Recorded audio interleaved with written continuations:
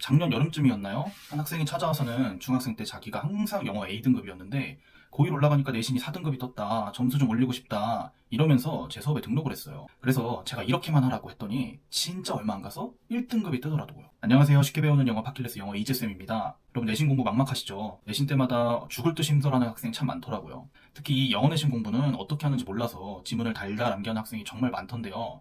그럼 절대로 그렇게 공부하시면 안 됩니다. 공부는 공부대로 하는데 점수는 절대 안 오르는 그런 악순환에 빠지게 돼요. 매번 힘들게 공부하는데 점수는 안 오르니까 그럼 결국 어떻게 될까요? 결국 영포자가 되는 겁니다. 오늘은 제가 4등급 학생을 단기간에 1등급 만들어준 영어 내신 공부법 바로 알려드리겠습니다. 특히 이번 영상은 좀 모의고사 공부법을 위주로 설명드릴 거예요. 결론부터 얘기하자면 첫 번째, 모든 지문을 파악하고 흐름을 정리하기. 두 번째, 영어 어순으로 모든 문장 해석 연습하기. 세 번째, 지문당 주요 문장 한두 문장 있는데 그걸 암기하기. 자, 첫 번째로 모든 지문 내용을 파악하고 흐름을 정리해야 하는데요.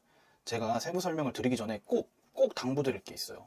제가 보니까 애매한 4등급 학생들이 좀 영어 앞에서 교만하더라고요. 영어 내신 공부할 때 꼭 겸손한 마음을 가지셔야 돼요. 뭐 굳이 그렇게까지 해야 돼? 그 정도로 안 해도 다 알겠던데? 그럼 근데 그렇지 않아요. 정말 대충 해도 다 이해가 되셨잖아요? 그러면 이미 점수는 2, 3등급 그 이내로 진입했을 거예요. 4등급 이하라는 건 어딘가 구멍이 많다는 뜻이니까 꼭 겸손한 마음으로 제가 알려드리는 걸 귀찮아도 따라 하셔야 됩니다. 자, 우선은 황인영 영어 카페나 기출비 같은 데서 이런 네이버 카페에서 분석지를 하나 다운받으세요.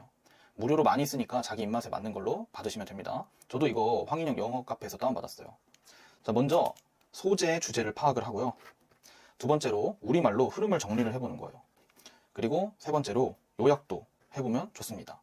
하나씩 좀 설명을 해드리면 우선 소재랑 주제를 잘 모르는 학생이 은근히 있더라고요. 소재는 쉽게 생각하면 이렇게 생각하면 돼요. 그래서 가장 중요한 단어가 뭘까? 이 글은 과학과 다양한 관점, 다양성에 대한 글이었어요. 그래서 과학, 다양한 관점을 소재로 잡으면 되고요. 이 소재끼리 연결을 해도 좋아요. 그러면 과학, 다양한 관점이라는 건 이 글에서는 과학에서의 다양성, 다양한 관점을 얘기하는 거니까 이렇게 정리할 수 있겠죠. 그러면 주제는 뭐냐? 주제는 그 소재에 관해서 필자가 무엇이라고 얘기하냐? 이렇게 생각하면 좋아요. 그래서 필자는 과학에서의 다양성이 굉장히 필요하다라고 이야기를 하고 있어요. 그렇기 때문에 이 글의 주제는 과학에서의 다양한 관점, 다양성의 필요성이라고 정리를 하면 좋겠네요. 자, 그 다음에 위의 지문을 우리말로 최대한 간단하게, 최대한 간단할 필요까지는 없어요. 어쨌든 간단하게 정리를 해보는 거예요. 그래서 이 지문을 보고 내가 해석이 좀 어렵더라도 1번 내용은 이런 글이었지. 내가 조금 해석이 어렵지만 이렇게 이해하면 좋겠다 라면서 제 스스로 정리를 해놓으면 나중에 다시 보기에도 좋고 여러 번 복습할 때도 좋겠죠.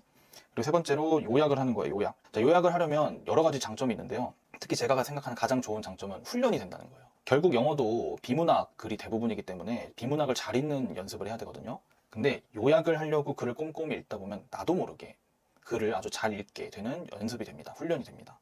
그래서 이렇게 요약을 한번 꼭 우리말로 해보세요. 만약 이 모든 과정이 굉장히 어렵다. 그러면 여러분 요즘 챗 GPT가 되게 핫하잖아요. 챗 GPT의 도움을 받으셔도 괜찮아요. 자, 이렇게 하고 나면 이제 1번이 끝이에요. 1번이 뭐였죠? 모든 지문 내용을 파악하고 흐름을 정리하는 거였어요. 요것만 하면 일단 내용 불일치 문제, 주제 문제, 요약문, 문장 순서 삽입 문제 정도는 대략 맞히실 수 있을 거예요. 자, 이제 두 번째로는 영어 어순으로 모든 문장 해석을 연습하기인데요. 방금 이야기한 1번 과정만으로는요, 점수가 드라마틱하게 오르지 않을 수 있어요. 그래서 문장 단위로 정확하게 해석을 연습해야 하는데요. 여기도 주의사항이 있습니다. 첫 번째로 영어 어순으로 먼저 해석하고 이해하셔야 돼요. 지금 이렇게 분석지를 보면요, 대부분 위쪽에 오른쪽 위쪽 이렇게 해석이 있죠. 근데 이 해석은 우리말 순서로 되어 있어요. 우리말 순서로 되어 있는 그 문제가 뭐냐? 영어랑 우리말은 어순이 굉장히 다르죠. 특히 뭐가 가장 많이 다르냐면 영어는 주어 다음에 동사가 나오는 반면 우리말은 영어랑 다르게 주어랑 동사의 거리가 가장 멀어요. 그러다 보니까 이렇게 해석을 해놓고 영어를 읽어도 서로 매칭이 잘 안 되는 경우가 생겨요. 그래서 반드시 영어 어순으로 이해하는 연습을 하셔야 돼요. 자, 만약 거의 없거나 없다면 다양한 관점이, 그리고 모든 과학자들이 보거나 생각하거나 질문한다면 세상을 유사한 방식으로, 그러면 그들은 공동체로서는 객관적이지 않을 수 있다. 그들이 주장하는 것만큼, 그들이 그렇기에, 최소한 그들이 열망하는 것만큼. 이렇게 영어 어순으로 해석할 줄 알아야 이게 정확한 해석 연습인 거예요. 그리고 추가로 뭐까지 봐가면서 하면 좋냐면요, 선생님이 강조해 주시는 어법 포인트 또는 분석지에 나와 있는 어법 포인트를 보면서 공부를 하시면 좋아요. 지금 여기 같은 경우에는 there is가 나와 있죠. is는 3인칭 단수 동사잖아요. 그래서 주어가 뒤에 있는데 주어가 단수 취급이니까 여기는 are이 아니라 is가 와야 되는구나. 이런 것들을 생각을 하면서 그냥 해석을 하는 게 아니라요, 어법을 하나하나 생각하면서 푸는 게 굉장히 중요해요. 그리고 마지막으로 세 번째로 뭐가 또 필요하냐면요. 자, 모든 동사 혹은 모든 준동사 자리에 화이트를 칠해서 어떤 동사가 와야 되는지를 연습을 하면 좋습니다. 자, 각각 모든 동사 위에 동사의 원형을 적어놓고 화이트로 동사를 지우는 거예요. 자, 그렇게 하고 나면 이 동사에 어떤 단어가 와야 하는지를 제가 앞뒤 문장을 통해서 예측을 해야겠죠. 자, 한 문제씩 한번 풀어보면 there 다음에 비동사가 와야 되는데 비동사 뒤에 주어가 단수니까 여기는 is가 와야겠구나, 이렇게 생각을 할 수 있고요. 뒤에 있는 동사도 마찬가지예요. 주어가 복수니까 복수형 동사가 그대로 와야겠구나. see, think, and question. 이렇게 되면요, 선생님들이 지문을 조금씩 변형할 때 대부분 어디를 변형하시냐면 동사 자리를 변형해요. 혹은 준동사 자리를 변형해요. 그때 눈치를 챌 수가 있고요. 어법, 어휘, 빈칸, 쉬운 서술형까지는 이 공부로 다 커버하실 수가 있어요. 자, 마지막 세 번째, 지문당 주요한 문장이 한두 문장씩 있는데요. 그 문장을 암기하는 거예요. 지금 2번까지 잘 따라 했다면요, 아마 2등급까지는 뜰 수 있을 거예요. 근데 1등급은 좀 간당간당하게 안 되거나 혹은 좀 공부를 정말 잘한 학교라면 이걸로는 1등급이 택도 없을 수 있어요. 대부분 고등학교가 요즘 서술형이 있죠. 그래서 영작 대비를 해야 돼요. 그런데 여러분, 영작 실력이 대부분 학생은 그렇게 좋지 않아요. 그리고 영작이란 게 그렇게 또 간단하지도 않고요. 그래서 우리는 단기간에 내신 점수를 끌어올리려면 중요한 문장은 암기를 하는 게 필요한 겁니다.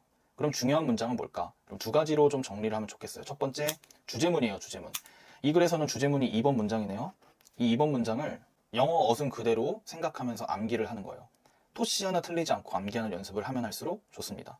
또 한 가지가 더 있다면, 이 지문에서 가장 복잡해 보이는 어법이 많이 출제된 문장, 그 문장도 암기를 하는 게 좋아요.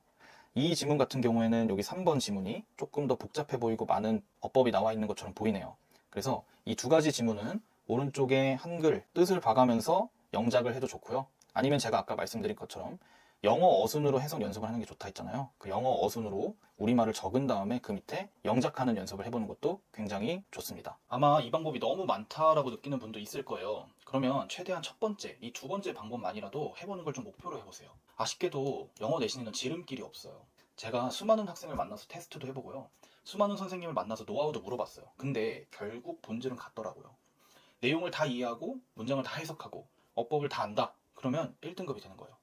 그래서 여러분, 꼭 한번 최대한 이 방법을 해보시길 바랄게요. 만약 영상 보시고 궁금한 점 있으시거나 연락 원하시면 아래 고정 댓글에 있는 링크로 연락을 주시면 됩니다.